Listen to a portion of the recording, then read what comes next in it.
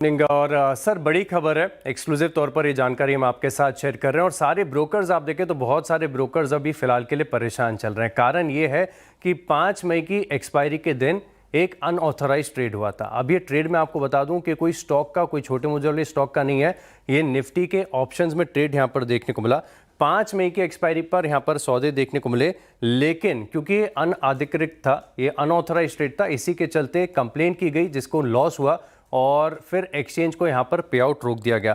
अब देखिए ये होता है मोस्टली जब आप देखते हैं कि काउंटर पार्टी सिमिलर होती हैं या फिर ट्रेड रिवर्सल का एक क्राइटेरिया यहाँ पर देखने को मिलता है। लेकिन ये केस बहुत अलग है क्योंकि जो बिल्कुल लिक्विड ऑप्शंस हैं निफ्टी के, और ऐसा भी नहीं कि बहुत दूर के ऑप्शंस हैं, पास के ऑप्शंस में ट्रेड देखने को मिला है और इसी के चलते बड़ा घाटा हुआ है। जिसको घाटा हुआ उसने कंप्लेंट की, तो टोटल जो पे आउट रोके गए ये तकरीबन 80 करोड़ के हैं। यानी एनएससी के इतिहास में अभी तक ऐसा नहीं हुआ कि 80 करोड़ के जो पे आउट है इसे रोक दिया गया है। कई बड़े ब्रोकर्स के पास तो ऐसे क्लाइंट्स हैं, संख्या है जिनकी तकरीबन आप देखें तो 30 से ज़्यादा अकाउंट्स में पे आउट यहाँ पर रोक दिए गए हैं।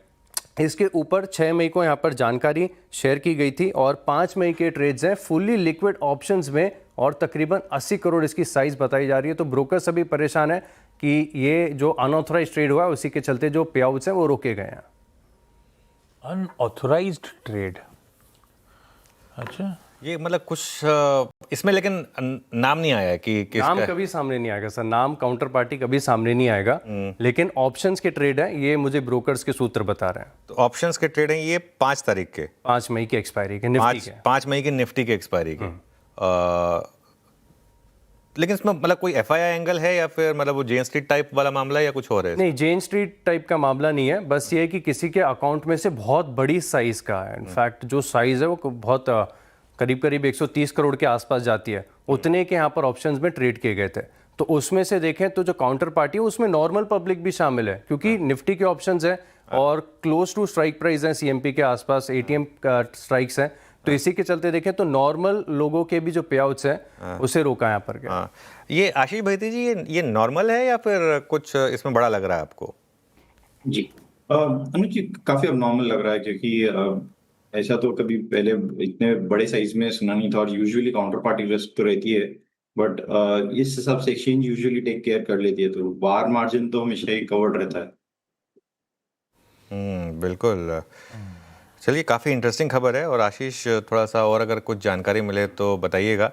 लेकिन ये मतलब एक ही ब्रोकर है, एक सिंगल ब्रोकर है इसमें? एक सिंगल ब्रोकर है जिसमें 30 अकाउंट हैं जिनके क्लाइंट्स के पे आउट रोके गए हैं, लेकिन इसमें और भी शामिल है। मतलब संख्या काफ़ी ज़्यादा बड़ी है क्योंकि ऑप्शंस के ट्रेड हैं तो उनमें बहुत अलग अलग लेग्स में एग्जीक्यूट होते हैं। और क्योंकि मामला भी आप देखें तो ऑलमोस्ट 130 करोड़ के आसपास का जा रहा था और ये जो पूरा 130 करोड़ का ट्रेड है ये अनऑथराइज्ड है। यानी जिसके अकाउंट में ट्रेड हुआ है ना, वो कह रहा है कि मेरे अकाउंट का ट्रेड ही नहीं है, मैंने किया ही नहीं है ये। तो इसी के चलते फिर उन्होंने रिपोर्ट दर्ज करा दी और जब भी ऐसे लीगल एनफोर्समेंट के पास रिपोर्ट जाती है तो एक्सचेंज को फॉरवर्ड कर दिया जाता है कि अब आप पे आउट को रोकिए, ये ट्रेड गलत हुआ है। ओके, चलिए।